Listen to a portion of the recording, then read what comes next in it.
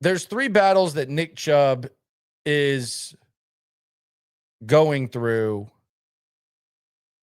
that I think one of them should be favorable for him, and two of them are battles that need to be acknowledged when talking about Nick Chubb. And battle number one, we talked about this on SNL. Battle number one is Father Time, which they say is undefeated. At the running back position, it's a polarizing topic. It's a polarizing topic in all of sports, but it's a polarizing topic specifically at the running back position.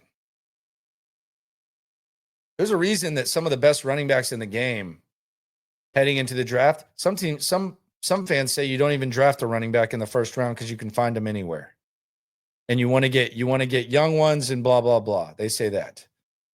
Some of the best running backs in the game don't even get second contracts because of the wear and tear on that position. So Nick Chubb at 29, that's a battle that he's fighting that a lot of some of the best running backs of all time have lost and are way past losing at this age.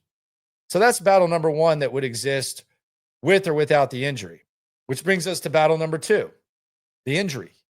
It was an ugly injury, and it happened right during that peak father time battle for a running back and kind of the age where that is. And we saw Nick Chubb play last year. Like, it's not like we didn't see him play last year. He played half the season. Well, the worst, it wasn't productive. You talk to people in Cleveland that, like I talked to, that cover him, that have watched him play from the beginning. They said, yeah, it looks like he's lost a step. He's not what he once was. He wasn't good last year.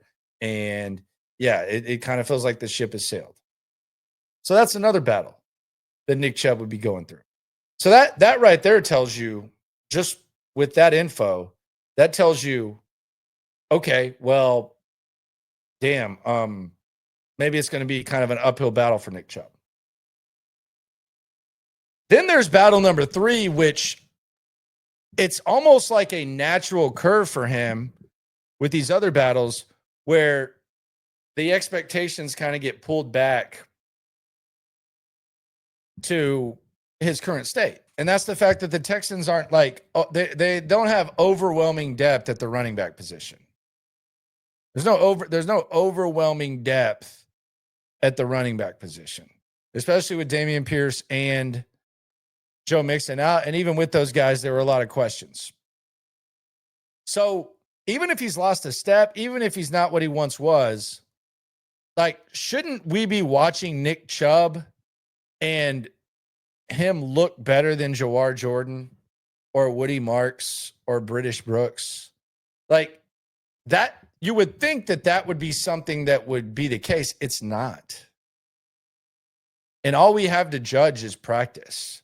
It's not like anything revolutionary, but we're talking about a guy who we saw play last year. We saw him get hurt again last year.